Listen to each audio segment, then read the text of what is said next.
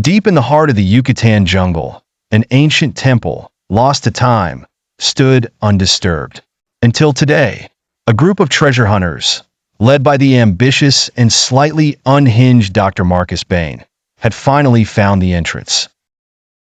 He, along with his team, Sophie, a linguist, Ethan, a tech-savvy engineer, and Lucas, the muscle, had come seeking not just fortune but proof of the mythic Xiuhcoatl. The air grew thicker as they descended the moss-covered stairs, torches flickering against the muraled walls. They reached a grand chamber where a massive stone sculpture of Xiuhcoatl, the Aztec fire serpent, lay dormant. Beneath it, a glittering crown encrusted with precious stones rested. Ignoring Sophie's warnings about the inscriptions detailing dire consequences, Bane grasped the crown triumphantly. At that moment, the eyes of the sculpture ignited with a fiery glow. The ground trembled, sending dust cascading from the ceiling. Unnervingly warm wind gusts whipped through the chamber, swirling into an infernal vortex. Before the group could react, the stone serpent shattered, and from its ruins emerged the living, blazing form of Xiuhcoatl, its scales shimmering like molten lava. It let out a roar that shook the temple walls.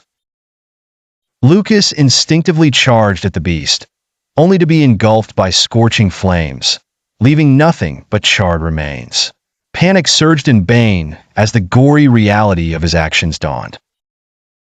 Ethan and Sophie, paralyzed, watched in horror as Xiuhcoatl's fiery form twisted through the air like a demonic dragon. Bane screamed for them to retreat, yet Xiuhcoatl was unrelenting. Ethan, using every ounce of his engineering wit, began rigging a series of explosive charges in a desperate bid to create a diversion. Sophie, clutching her knowledge of ancient dialects, began chanting a plea to Xiuhcoatl, hoping for divine intervention. The temple echoed with an unearthly battle cry as Xiuhcoatl zeroed in on Bane, its original transgressor.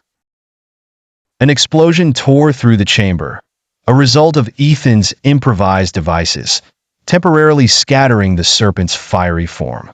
The trio ran, hearts pounding, knowing that the wrath of Xiuhcoatl was far from over.